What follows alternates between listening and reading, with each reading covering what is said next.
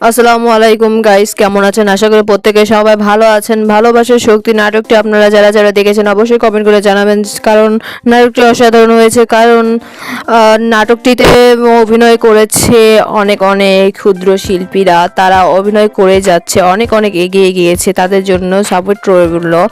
দেখা যায় একটা ছেলে প্রত্যেকটা দিন ব্যায়াম করতে আসে কিন্তু কারোর সঙ্গে কথা বলে না। তখনই একটা মেয়ে ওখানে আসে এবং বলে যে তুমি কারোর সঙ্গে কথা বলো না কেন, তাও ওখানে কিন্তু সে কিন্তু চলে যায়। পরের দিন কিন্তু দেখা যায় একটা ছেলের সাথে ওই মেয়েটা ঝামেলা হচ্ছিল, তখন ওই ছেলেটা এসে কিন্তু মেয়েটাকে বাঁচাই দেয় এবং তার গল্পটা বলে যে কেন তুমি আমার সঙ্গে কথা বলো না কেন।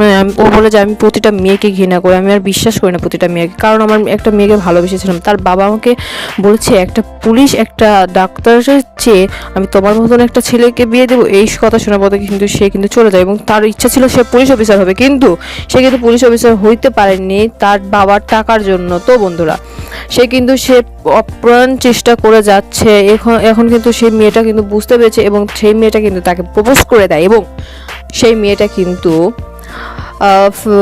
সে সাপোর্ট করে এবং সেই ছেলেটাকে কিন্তু ওই গুন্ডারা যে মেয়েটাকে বাঁচাইছিল সেদিন মারামারি করেছে, সেদিন কিন্তু হয়েছিল। কিন্তু তারপরে কয়দিন পর কিন্তু তাকে তার পা ভেঙে দেয় এবং সে কিন্তু চলাচল করতে পারে না।